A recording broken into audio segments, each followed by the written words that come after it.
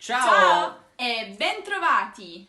Oggi impareremo ad usare 4 verbi potere e riuscire.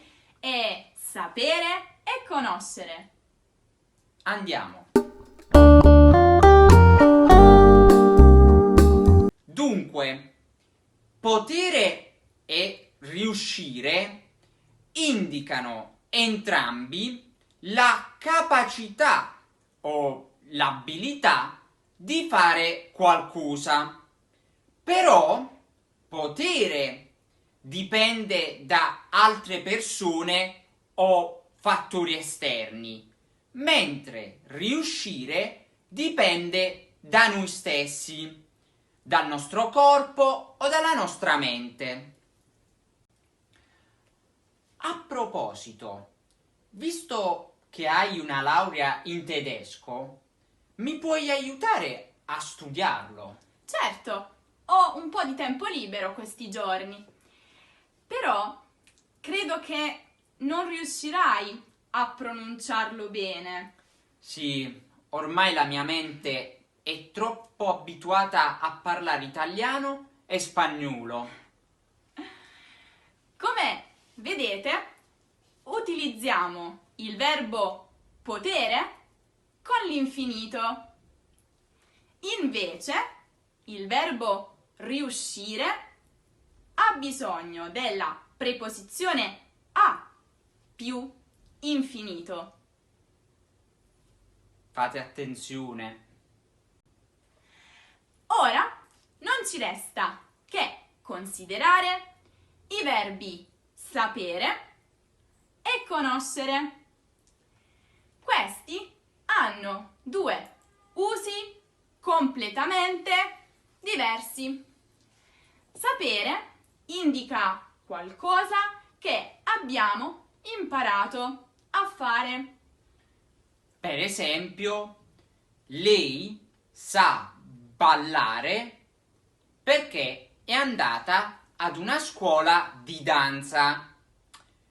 Io, invece, so nuotare perché ho imparato a farlo in una scuola di nuoto. Già. Invece, conoscere si usa con le persone, con una persona che abbiamo visto o con cui abbiamo un rapporto. Per esempio, io conosco il mio amico Marco da 2 anni. Oppure io conosco il postino. Questi due verbi, però, hanno anche un altro uso che può creare confusione. Entrambi, infatti, indicano anche una conoscenza. Però fate attenzione. Il verbo sapere indica una conoscenza superficiale di qualcosa, di un evento, di un'informazione, cioè qualcosa che so, quasi potremmo dire per caso, e cioè non perché io mi sono impegnata per scoprirlo. Per esempio, io so l'orario d'apertura del cinema perché un giorno ho visto il proprietario aprire le sale.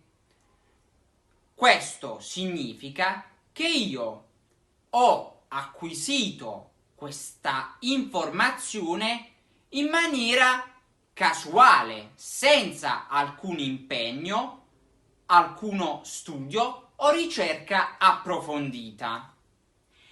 Il verbo conoscere, invece, indica una conoscenza approfondita, cioè un'informazione o qualcosa che ho appreso studiando, facendo molte ricerche, impegnandomi per scoprirlo. Per esempio, io conosco tutte le poesie di Leopardi perché le ho studiate molto, le ho ripetute tante volte. Davvero? Non lo Infatti sapevo. Leopardi è il mio poeta preferito. Wow.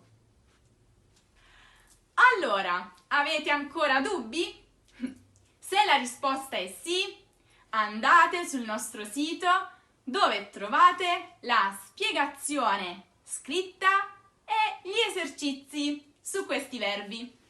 Inoltre, come sempre, se il video vi è piaciuto, lasciate un mi piace e iscrivetevi al nostro canale, così che possiate ricevere una notifica ogni volta che pubblichiamo nuovi video. Alla prossima! Ciao!